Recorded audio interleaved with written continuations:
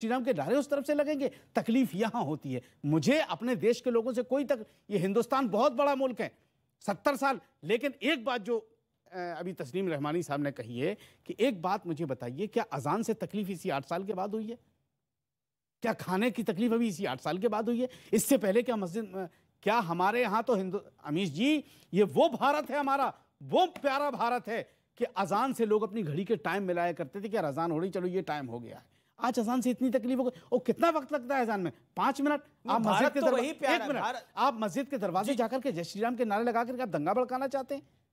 आप कानून से कहिए ना, उतरवा दे माइक, कौन मना कर रहा है आपको? ठीक है। अमीना अपनी बात को रख ले। अमीना शेरवानी, ये मुद्दे अभी उठने शुरू हुए हैं या फिर सत्य पटल पे आ रहा है? देश में हिंदुओं का मोहल्ला अलग, मुसलमानों का मोहल्ला अलग, इस जात का मोहल्ला अलग। हिंदू भी ये नहीं कि सब हिंदू एक साथ रहते हैं, इस जात का मोहल्ला अलग, उस जात का मोहल्ला अलग।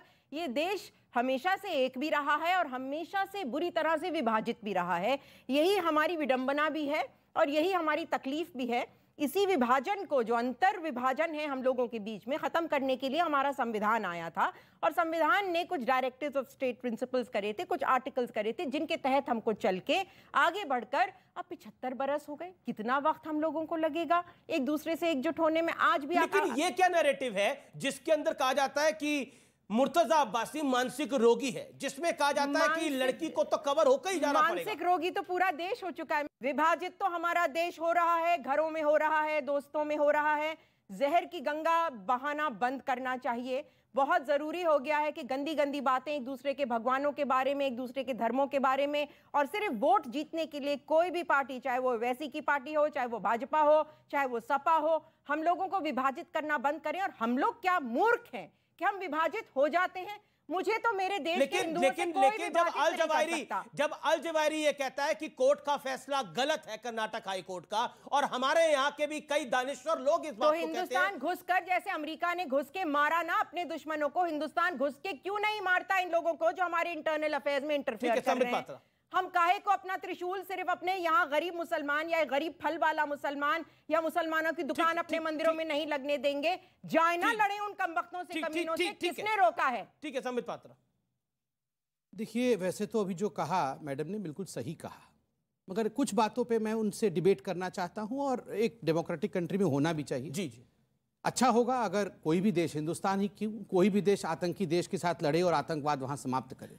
और रमेश भाई, एक बात याद रखिए, वो जो अल जवाहिरी वहाँ दूर देश में बैठा हुआ है, जो आतंकवादी है, उस आतंकवादी को हम पहचानते हैं, जानते हैं, और वो एक नोन एनिमी है। मगर वो जो उस दानिश्वर लोग जिसके बारे में आपने कहा, जो हमारे मुल्क के अंदर बैठे हुए हैं, जो अल जवाहिरी को वहाँ से परोक्ष या प्रत्यक्ष रूप से समर्थन कर रहे हैं, उसको आप क्या करेंगे? आप याद रखिए, आपके बदन के अंदर का नासूर वो ज़्यादा खतरनाक है बाहर की बीमारी के बनिस्बत। इस बात को आप याद रखिए। दूसरी बात, आज़ान का विषय। देखिए, आज़ान पाक होता है, हम सब आज़ान, हिंदू हो मुसलमान हो, हम एक दूसरे को सम्मान करते हैं, करते रहे हैं, और कभी भी इस सम्मान को खोएंगे नहीं।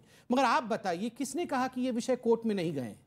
हर हाई कोर्ट, और हर हाई कोर्ट से होते हुए सुप्रीम कोर्ट तक ये विषय गया है। सुप्रीम कोर्ट ने इस पे गाइडलाइंस बनाए हैं कि 10 बजे से 6 बजे तक आप आज़ान नहीं कर सकते हैं, या करेंगे भी तो आज़ान कर सकते हैं, लाउड स्पीकर पे नहीं कर सकते हैं, करें भी तो उसका डेसिबल लेवल सुप्रीम कोर्ट ने निर्धारित किया है, किंतु हमने उसको जमीन पे क्यों नहीं उतारा? और तीसरी बात, सोनू निगम ने, मुझे याद है कुछ दिनों पहले इस विषय पर एक डिबेट छेड़ा था कि मेरे घर के सामने आज़ान होता है, मैं 5 बजे उठना पड़ता है, 4 बजे उठना पड़ता है, ये मेरे राइट्स के हनन का विषय है।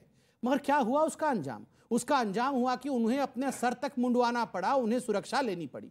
मैं वो कहता हूं कि इस देश में ऐसी परिस्थिति क्यों होती है, और ये एकमात्र हिंदुस्तान में होता है जब एक आतंकी मुर्तजा निकलता है और उस पर डिबेट होता है कि ये मुर्तजा आतंकी है या नहीं। याकूब मेमन तो इतना बड़ा आतंकी था जिसके कारण 200 से अधिक, एक सेकंड, याकूब मेमन के कारण 200 से अधिक लोग मारे गए। सुप्रीम कोर्ट तक ने उसे फांसी सुना दिया, और फांसी के दिन ये कहते हैं कि he was hanged because he was a मुस्लिम।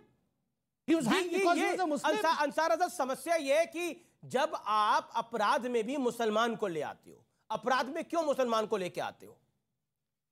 देखिए, डॉक्टर संबित पात्रा साहब बोलने में बहुत माहिर हैं, और 8 साल से ये लोग तो आप भी हैं। सुनिए, 8 साल से बोलने की खा रहे हैं, ठीक है ना। अब मैं बोलने की नहीं खा रहे हैं भाई सर, साहब। बोलने की खा रहे नहीं, हैं। बहुत दिनों बाद हिंदू थोड़ा बोल रहा है, वरना बोलने कहाँ देखिए, देते थे? 8 साल से क्यों नहीं बोलेंगे? क्यों 8 नहीं साल बोलेंगे? ये देखिए, क्यों नहीं बोलेंगे?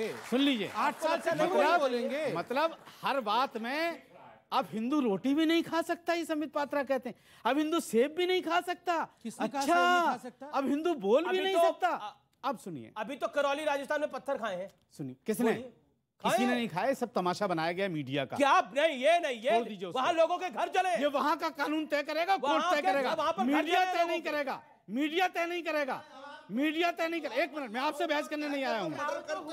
अल्लाह पथराव हुआ है, गलत हुआ है, लेकिन ये कोर्ट तय करेगा, कानून तय करेगा, जिसने किया है वो करेगा। करौली में आप लोगों ने पत्थर फेंके 9 बरस के दिन, अगर उन्होंने परमिशन नहीं ली था पत्थर फेंकोगे क्या?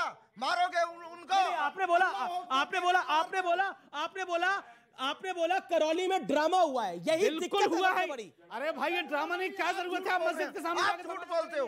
उन्होंने बोला कि आप गलत बोल रहे हो। मैं उन्होंने गलत टोका। नहीं बोल आप रहा बैठिए। हूँ, मैं ये कह अब रहा हूँ, बात आप जी। ये बताइए, अगर जुलूस निकला, हम कह रहे हैं अगर पथराव हुआ तो गलत हुआ, लेकिन वहां का कानून तय करेगा ना, या हम यहाँ डिबेट में तय करेंगे?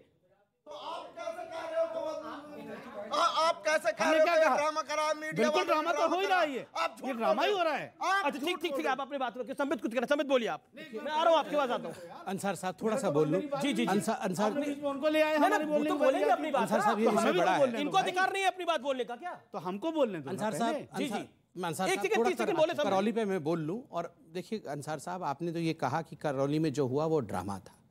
अंसार साहब, कई लोग गंभीर रूप से घायल हुए, कई लोग अभी भी अस्पताल में हैं। आज भी हमारे अध्यक्ष ने राजस्थान का प्रेस कॉन्फ्रेंस किया था, सभी जो बीमार हैं, जो अस्पताल में हैं, उनकी पूरी विवरणी दी गई थी।